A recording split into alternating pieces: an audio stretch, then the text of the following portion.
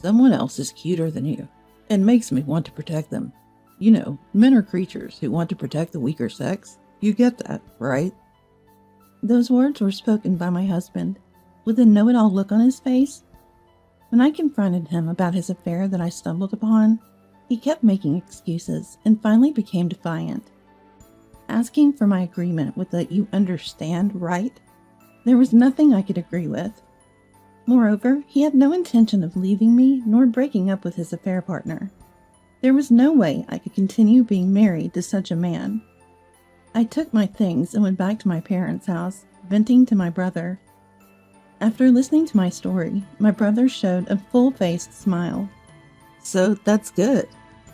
What's good about it? Hearing "that's good" as the first response after telling him about the affair was infuriating. I yelled at him in spite of myself, but he kept smiling. Then, I noticed a fierce anger in my brother's eyes, not matching his smile. My name is Rolla. I'm 31 years old. Jim and I were colleagues at the same company. Since joining, we consulted each other about work and supported each other, becoming friends who could talk about anything. We often went out for drinks, deepening our relationship by talking, not just about work, but also about personal matters. A few months later, after a company drinking party, it became just the two of us going home, and that's when Jim confessed his feelings. Drawn to Jim's bright, sociable, and incredibly kind and easy to talk to nature, I didn't hesitate to accept, and we started dating. Even while dating, we consulted about work and would have meals together after work, smoothly continuing our relationship. Both of us loved seeing different sceneries, so we went on trips on weekends, and even traveled abroad during long vacations. Spending more and more time with Jim, I found myself increasingly drawn to him, and eventually I wanted to be with him forever. Then, in our 5th year joining the company, Jim surprised me with a proposal. I remember not being able to stop my tears of joy when he opened the ring box in a private room of a glamorous restaurant. There was no need to refuse, and I accepted the proposal right there. Sharing a common love for breathtaking views, especially of the sea, where we had many memories, we decided to have our wedding with the ocean in sight. Blessed with good weather, it was the best day. Loving my job and wanting to talk more about work with Jim, I planned to continue working at the same place after marriage. But working in the same environment as a married couple proved to be difficult, so I transferred to a different branch where I could continue with similar job responsibilities. 3 years into our marriage, we're still happily married. We go out to eat several times a month and travel a few times a year. We have a good relationship with Jim's parents and lead a happy married life. To outsiders, we must have seemed like the perfect couple, and I felt the same way. However, that perception only lasted until this day. One day, since the next day was a holiday, Jim and I had planned to dine out leisurely after work as usual. But when work was winding down, I received a message from Jim. Sorry, Rolla, something came up today, and I've been invited to dinner by a client. They've been really good to us lately, and I couldn't say no, so I can't make it to our dinner. I was disappointed, but that's okay. We can go to the restaurant another time. I was looking forward to trying it out. When I suggested this, Yeah, I'll make it up to you for sure. I'll probably be late, so go ahead and sleep without me. See you. And he hurried off. Just as I was about to finish up work and head home, my phone rang. It was my friend Mary. Hello, Rolla. Are you free tonight? Want to grab a drink? It's been a while. That's perfect. Jim's out for dinner with a client tonight, so I'm free. Mary is my best friend. She works in a different department at the same company. She gave a speech at our wedding and sometimes comes over to our house. Since she and Jim are also batchmates, we've met up a few times. The three of us, and it's always fun. We casually drink when we can meet up like today. We decided to meet at the nearest station close to my home, so I left the office and headed there. The train timing was perfect. and I arrived at the station quite early. But Mary was already waiting. Sorry to keep you waiting. Long time no see. I just got here too. We chatted a bit and headed to the restaurant. There's a fairly large entertainment district on the way from the nearest station to our home. We entered a restaurant just off the main street of that district. Starting with a toast with beer, we began catching up as usual. How have you been recently? Is Jim doing well? Yeah, he's fine. Same as always, I guess. Work has settled down a bit, so we're not as exhausted as before. How about you, Mary? Were you working around here today? Yeah, exactly. This area is part of my territory, so I come here occasionally. On the contrary, I've been swamped with client meetings since the beginning of the month. Totally worn out. At this rate, no man will come near me. Mary is the very definition of a career woman. Beautiful face and figure, but her straightforward personality and strong will seem to keep men at bay. After sharing what's on our minds and feeling motivated to keep pushing forward, we left the restaurant in the usual cheerful mood. This entertainment district has such a great vibe. Mind if we take a little walk back? To which I replied, sure, let's walk off the alcohol, and I'll walk you to the station. So we decided to stroll through the entertainment district towards the station. Our conversation continued as we walked. Rolla, you're lucky. You found a good husband, and your married life seems to be going well. Are you thinking about having kids soon? Well, we don't really talk about it much. We both love our jobs, and I worry about how pregnancy might affect my work. We think someday, but it's hard to find the right timing. As we talked and walked, a certain restaurant came into view. It was the restaurant Jim and I were supposed to dine at today. Its windows were made of glass, allowing a view into the dimly lit, elegant interior. The orange chandeliers inside were probably dimmed on purpose. Just as I thought, I'd like to come here next time. I spotted a familiar figure. I stopped in my tracks. Rolla, what's wrong? Unable to respond to Mary, I kept my focus on the restaurant. In my line of sight was Jim. Sitting across the table from him was an unfamiliar woman. She seemed a bit younger than me, wearing clothes that exposed a lot of skin. Jim had said he was dining with a client today, but the woman sitting opposite him didn't seem like a work-related acquaintance. They were chatting and laughing. Isn't that Jim? What's going on? Mary seemed to have noticed Jim inside the restaurant too. I didn't know what to do, shocked. Seeing my reaction, Mary spoke up. Rolla, maybe you should confront him directly. Yeah, you're right. I took out my mobile phone from my bag and took a photo of Jim and the unfamiliar woman. As I calmed down, anger started to well up. Mary suggested, do you want me to come with you to confront him? He might be more likely to tell the truth if it's both of us. As we reached the station, thank you, but it's a family matter. I'll talk to him myself. But I declined. After parting ways with Mary, I struggled to contain my growing anger on the way home. About an hour after I got home, Jim returned. I'm home. Welcome back. How was your dinner with the client? It was tough. They wanted to go to a second place because they drink a lot, but I guess I made a good impression. Right after Jim finished speaking, I showed him the photo on my mobile phone. Is this a person from the client side? Quite young, isn't she? Her outfit doesn't seem suitable for work. Did she change before meeting you? What? You didn't follow me, did you? Of course not. I was out with Mary. We just happened to see you on our way back. Is she really a client? Which company does she work for? Having dinner in such a fancy restaurant? Well, What, can't answer? She's not someone you need to hide from me, right? I'm sorry. Sorry? Are you cheating? Is this woman your affair partner? Answer me. Yes. I broke down crying. Why? Why is this happening? I thought we were doing well. It's your fault. You're always busy with work and take care of home, but I wanted you to pay more attention to me. You are strong and independent. But that girl is cute and makes me want to protect her. I eventually found it more enjoyable to be with her than with you. Hearing those words, I was devastated. Did Jim no longer have feelings for me? He's clearly fallen for his affair partner.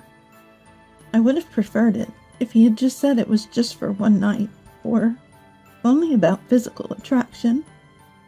I couldn't stand it any longer, and packed the essentials before storming out of the house. Dragging my carry-on, I barely caught the last train home to my parents' house. The journey home felt longer than usual. I can't remember what I was thinking. Maybe I was too hurt to think about anything at all. Before I knew it, I was standing in front of my parents' house. I had a key, but since I hadn't called ahead, I rang the doorbell. My brother David opened the door. David? It's been a while. What are you doing here at this hour? David is all about his work. After graduating, he worked for a major corporation for 3 years before starting his own business.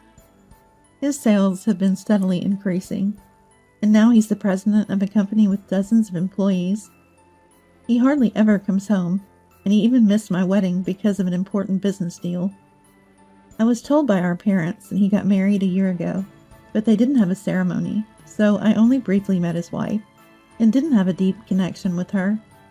This was my first reunion with my brother in years. What are you doing here, David? How are Mom and Dad?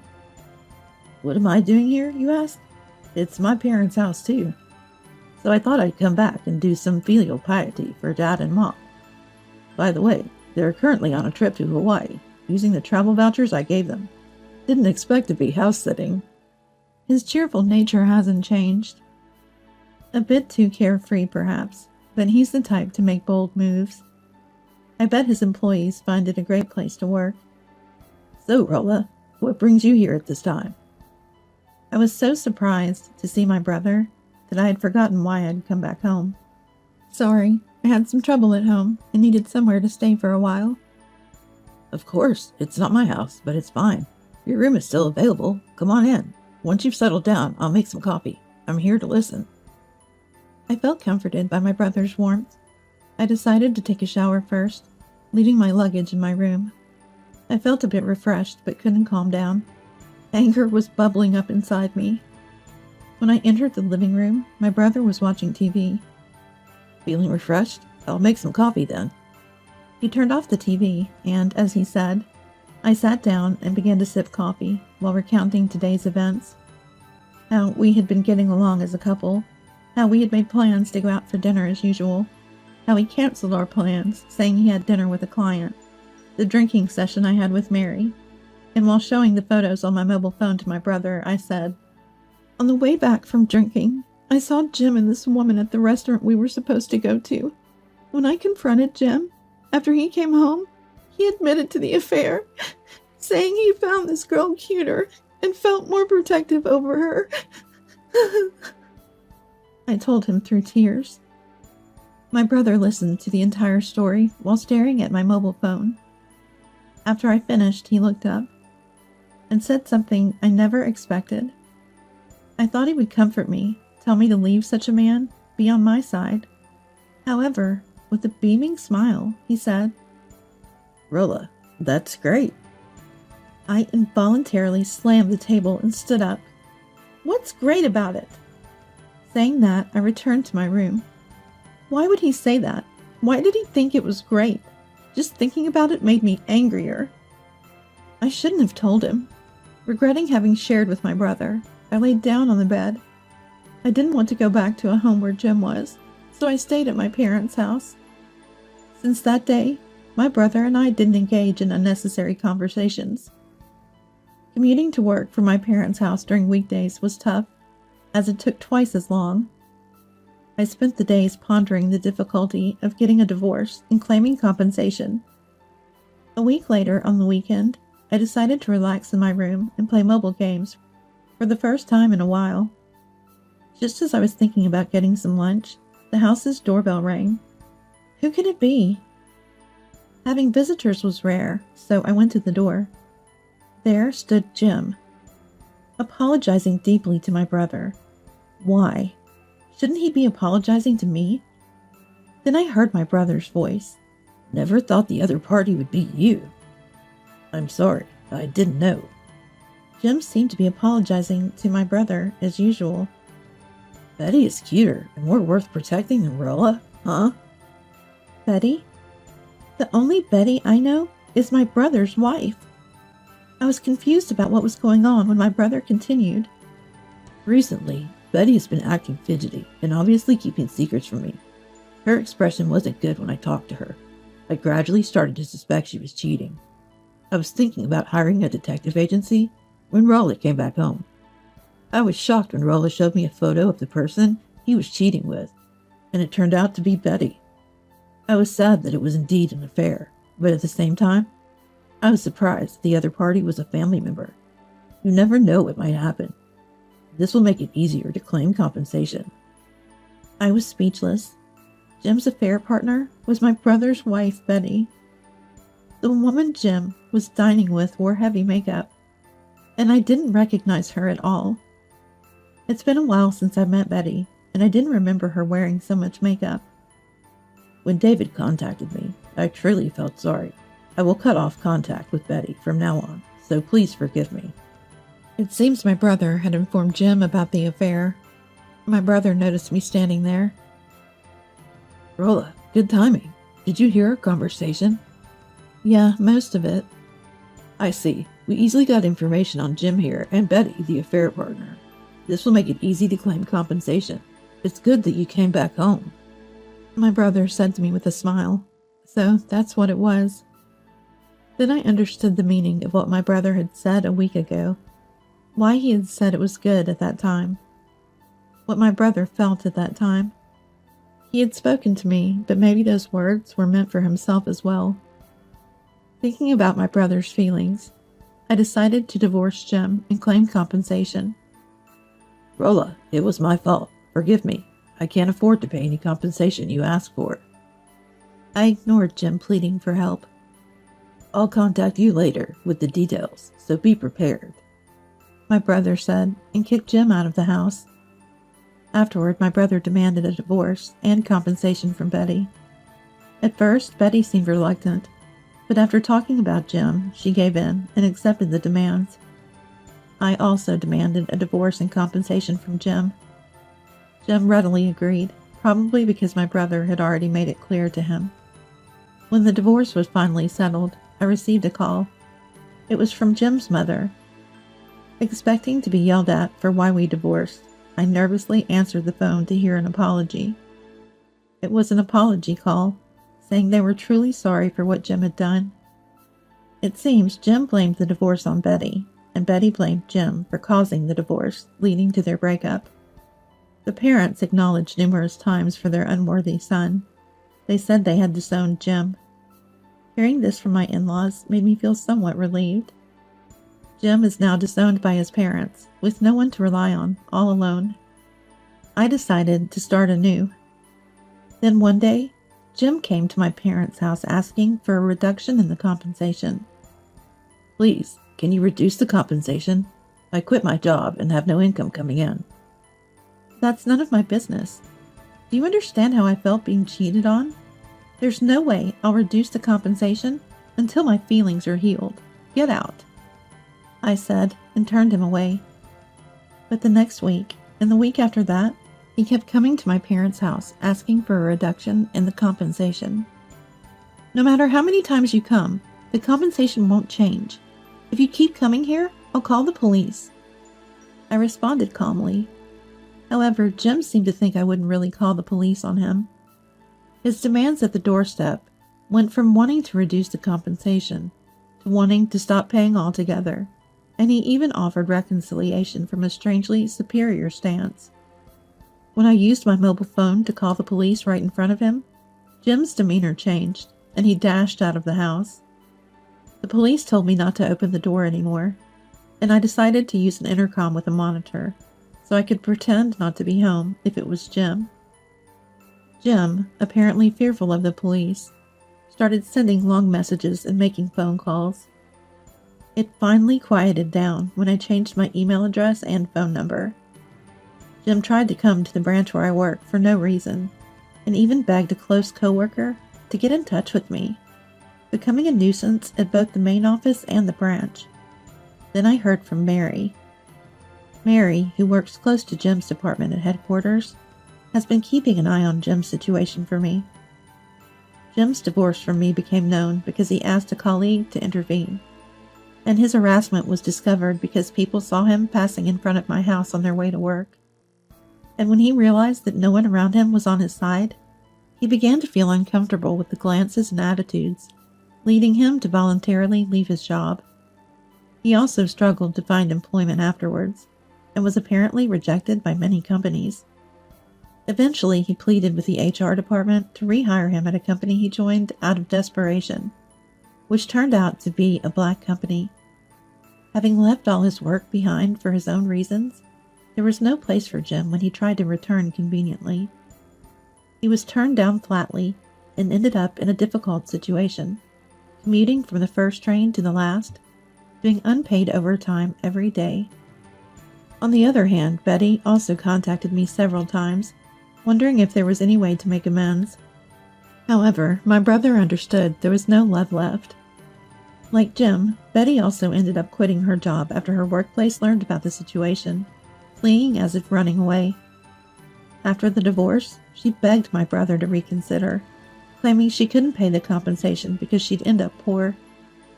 Since she only ever talked about money, my brother realized she was only after his wealth. Betty refused to pay even a cent, saying, "If there's nothing, there's nothing." Of course, my brother didn't let it go and contacted Betty's parents. Her parents, who didn't even know she was divorced, were very flustered and apologized, paying the money on her behalf. Betty thought it was all settled with that, but her parents were furious, saying they had only fronted the money and demanded it back. Now Betty is working in harsh conditions every day at a farm run by her parents. Afterwards, my brother and I started to keep in touch more regularly. We share updates and how we've been feeling lately, appreciating the novelty and the value of family, something we hadn't done much before. My brother is still busy with work, but seems to be enjoying his days. It wasn't easy for me to recover right away. The shock of the affair and the change in my living situation due to the end of my marriage was stressful. However, with lots of encouraging words from family, bosses, coworkers, and friends, I now see it as a valuable experience and have a positive outlook. Currently, I'm enjoying single life without considering marriage.